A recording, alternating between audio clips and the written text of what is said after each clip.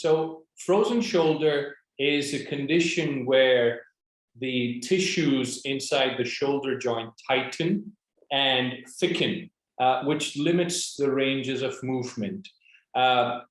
It feels to the patient is pain on the outside of the shoulder, and that slowly trickles down deeper and towards the inside.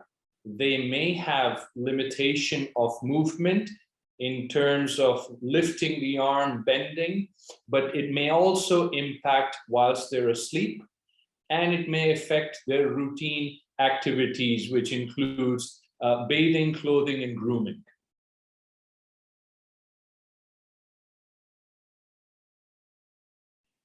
Frozen shoulder on most occasions is a self-limiting condition.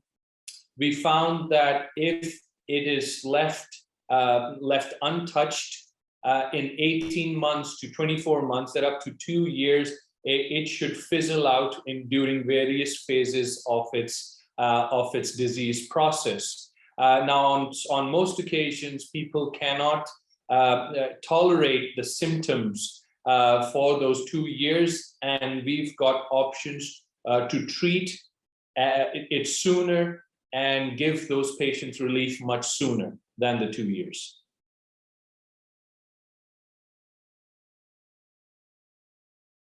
Frozen shoulder, there are two causes generally found. One is injury or trauma or repetition to the shoulder, or in most occasions, we actually do not know the reason for frozen shoulder, but we found that this is most obviously seen in ladies beyond the age of 40.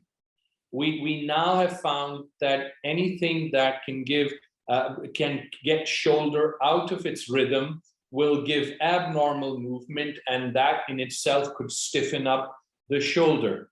This also includes inflammation within or outside the shoulder joint, such as glenohumeral arthritis or wear and tear on the top of the shoulder, which is the subacromial space. Also, we found that with inflammation, irritation, and damage of the muscles can also mimic or add to the development of frozen shoulder.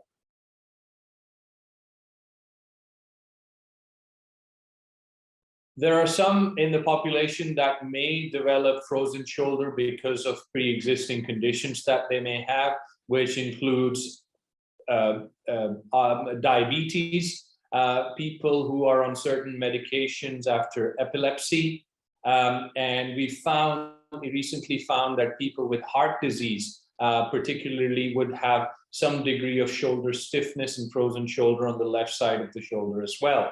But on most occasions, it can actually be mechanical. We found that variations in the anatomy of the shoulder joint, especially the top bone of the shoulder blade bone, if it is curved, it catches onto the shoulder bone and can cause inflammation, hence frozen shoulder in those specific group of people.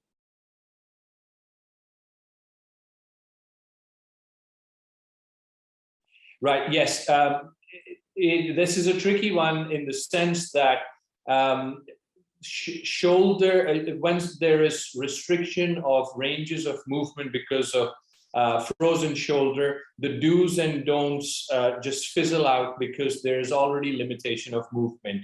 We do, however, suggest that if your line of work, profession, or hobby includes overhead work, overhead activities like tennis players, sports players, golfers, electricians, and if you've got frozen shoulder and if you carry on ignoring its symptoms, it may come to a point that you may injure yourself because of loss of grip strength and pain. We would recommend that if you're starting to develop a restriction of ranges of movement, in addition to pain, you need to seek medical advice and specialist orthopedic opinions.